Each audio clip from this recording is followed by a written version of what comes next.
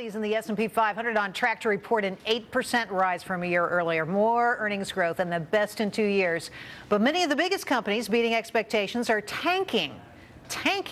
So what's going on? Let's bring in our panel. Larry Shover, the Chief Investment Officer for SFG Alternatives, Rob Morgan, the Chief Investment Officer for Fulcrum Securities, and Shane Siderman, the co-founder of Bay Ridge Financial. Larry, I'll start with you. Let me give you an example of this, which I found surprising. Twitter down 24%. They reported a profit, were expected to report a loss, but their stock price gets hammered because of slowing user growth. Do you think investors are concentrating on the right thing? I'm not sure about that, but I think it points out the narrative that being long doesn't mean being bullish, and Twitter's a prime example of that. We seem to join together positioning and sentiment, and as you know, at the end of 2013, early 2014, people started throwing in the towel to a market that they really hated. So positioning and sentiment was not joined together, or shouldn't be joined together properly. So they're not looking at the right things, but realizing that, hey, sentiment's very, very low right now. People hate this market, and any turn in positioning, people bail out of the stock. Rob, does Larry have it right? I just think, are we more demanding because we're expecting greater things? I mean, what's the thinking behind this?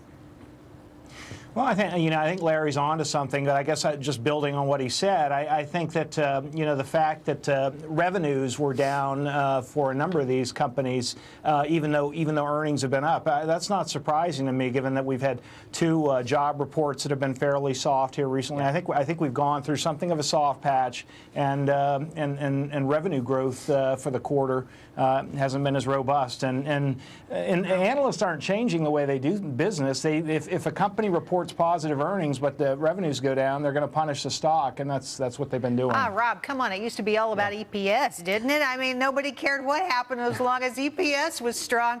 Twitter reports earnings and wasn't even expected to have earnings, and they still hammered the thing. I think it's fascinating. You look at Yahoo, investors focusing on poor sales. IBM, same thing, down a lot. Shane, what do you say? A lot of these companies are cutting costs, and after they get done cutting costs, the revenue isn't there. If the revenue slides back a little bit, that's what leads you to believe that the strong will survive, but the weak are going to get punished. Well, the weak and everybody else. It's going Larry, when you look at this, what do you expect for the balance of the earnings season when you see what's going on with these companies and look at the trading going on around that? Are we going to see more down days? I think we're going to see a lot more volatility, or at least as much as we've had, just because of that whole position and sentiment narrative that I've been talking about. And I think it's beyond earnings. I think sentiment right now is so low. We have a lot of weak hands chasing a market that they really hate. So at any sign of trouble, or if we don't have beats in earnings that are so exponentially above what people are expecting, they're going to sell the stocks because people are scared right now. That's interesting. Rob, to you, weak hands, don't like the market. Do you agree with all that sentiment? You're typically a bull. Yeah, I'm still bullish on the overall market, but at the same time, Larry certainly has a point here. At the beginning of the year, on some light trading days, people were taking profits. Then at the end of January, we got some negative reports out of China. I think things are starting to stabilize a little bit. Where I might differ with Larry is I think we had a 300-point down day on the Dow a couple weeks back, which was a one-year high on the VIX. It's starting to recede a little bit. So I'm not entirely sure we're going to see increased volatility for the year, but certainly we had it that day. There's no doubt about it. No kidding. I want to change up the topic a little bit here. Interesting story about the Harvard endowment, more than $30 billion that's being managed and run. And interestingly, only 11% of that endowment is in domestic stocks. To you, Shane, does that make sense? It makes a lot of sense, because I think that the Harvard endowment doesn't want to be punished for market swings for the media or for anybody else reporting on day-to-day transactions. They tend to look at some illiquid assets. It tends to give them overall performance.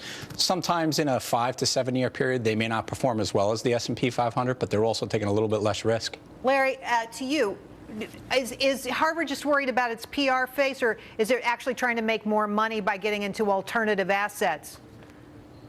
Yeah, I think it's the latter. I mean, I think with more money comes more choices. And yeah, they have 11% in stocks, but that's not unusual. Other IBs are in a similar situation, not exactly. So with the alternative investments, they have a lot more flexibility. They have a mandate to go beyond just the equity market. So it makes perfect sense for Harvard to do this. You know, Rob, what's interesting to me is if you're an individual investor playing in alternative assets, there are ways to do it, but it's kind of new territory for a lot of people. You can invest in real estate, obviously.